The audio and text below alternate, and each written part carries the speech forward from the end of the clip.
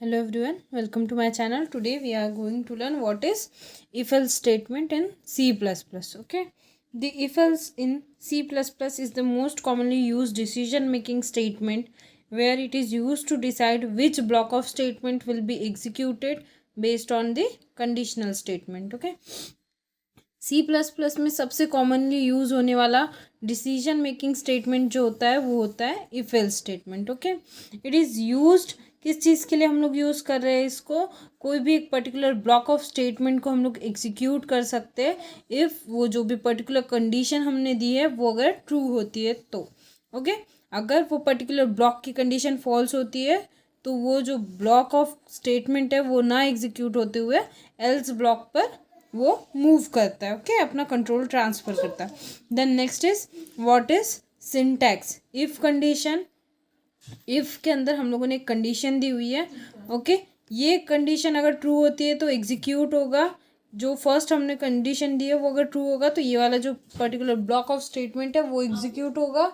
और then else में जब ये वाली कंडीशन फॉल्स होती है इफ़ वाली, देन एल्स वाला जो ब्लॉक है वो एग्जीक्यूट होता है और उसके अंदर का जो स्टेटमेंट होता है वो हम लोग प्रिंट करते हैं. Okay, in if else statement we have to block of code. Okay, हम लोगों के पास में दो ब्लॉक होते हैं, एक होता है इफ ब्लॉक और एक होता है else block. Okay, from which we are implementing depending upon whether the condition is true and false. Okay, next is flow chart. Flow chart में हम लोग क्या कर रहे हैं, सी हम लोगों ने एक कंडीशन दी. ओके, अगर वो कंडीशन ट्रू होती है तो इफ़ ब्लॉक में जो स्टेटमेंट लिखा हुआ है, इफ़ का जो कोड है वो एग्जीक्यूट होता है. ओके, देन अगर वो कंडीशन फॉल्स होती है देन जो एल्स का कोड होता है वो एग्जीक्यूट होता है. कोई अगर स्टेटमेंट है प्रिंटिंग का वो एग्जीक्यूट होगा, then end. Okay, now moving towards the programme.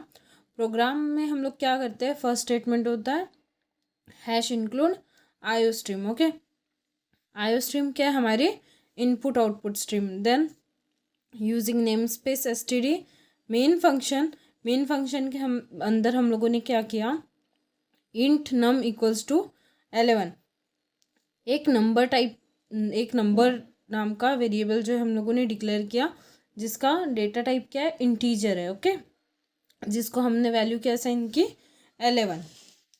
Then उसके बाद हम लोग क्या चेक कर रहे हैं, नंबर को अगर हम लोग मॉड बाय 2 करेंगे. ओके, मॉड बाय 2 करेंगे और अगर उसका रिमाइंडर 0 आता है तो क्या प्रिंट करेगा, it is even number. Okay, अगर ये स्टेटमेंट फॉल्स है, मतलब अगर 11 डिवाइड बाई 2 ये इसका रिमाइंडर 0 नहीं आता है. ओके, तो वो क्या करेगा, एल्स ब्लॉक पे जाएगा और सी आउट में क्या प्रिंट किया हमने, it is odd number. Okay, अब हम लोग देखेंगे 2 कितने ज़ा 2 5 ज़ा कितना होता है 10. और यहाँ पे क्या आउटपुट आने वाला है, 0 1. ये आउटपुट आने वाला है तो आउटपुट क्या है, output is not equals to 0. तो ये वाली जो कंडीशन है ये फॉल्स हो जाएगी एंड देन ये एल्स स्टेटमेंट पे जाएगा एंड देन आउटपुट में क्या आएगा, it is odd number. Okay, तो ऐसे वर्क करता है if else statement in C++. Hope आपको वीडियो अच्छी लगी होगी. Do like it and share it with your friends. Don't forget to subscribe my channel. Thank you, bye bye.